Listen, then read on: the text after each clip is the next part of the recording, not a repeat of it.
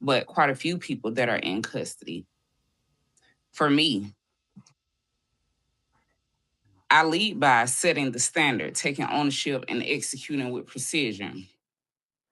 I create structure where there is complexity, and I also ensure that goals are clear, systems are in place, and nothing is left to chance. When you ask me, like, how do I lead, inspire, fortify, and empower in my life, I don't look at it to say that I am not free because Allah subhanahu wa ta'ala did grant me the ultimate freedom and the only correction officer that I will ever have in life, regardless if I'm inside or outside, is Allah subhanahu wa ta'ala. Leadership to me is not about a position, it's more so about responsibility. It's about what you can do when no one is watching at all and how you respond under pressure. Mm-hmm. The basic standard is, are you willing to uphold it when it's easier to lower that standard? But for me, I do lead by setting the standard. I don't wait for direction, I actually create the direction. I step into complexity and bring structure. I take ownership, but not only of my role, but out of the outcome overall. Because real leadership means understanding that if something falls apart, you don't look around, you actually step forward and step out on the front lines. I lead with precision in my work because to me, the details do matter. Deadlines matter, preparation matter. And because I understand something many people overlook, success is not built in the big moments. It's actually built in discipline of the small ones that are actually done right over and over again. But leadership alone is not enough. I inspire through purpose.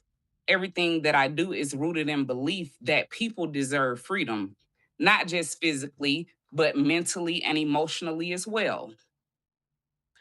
The freedom to be heard, the freedom to rebuild, the freedom to exist without systems working against them. And when you lead with that kind of purpose, people feel it. They do not just hear your words, they actually see your consistency. They see your discipline. They see that you're not just talking about change, you're actually committed to change. And that is what inspires. I No, for fortify real. by building strength in real situations and building real strength, not just in systems, but also in people.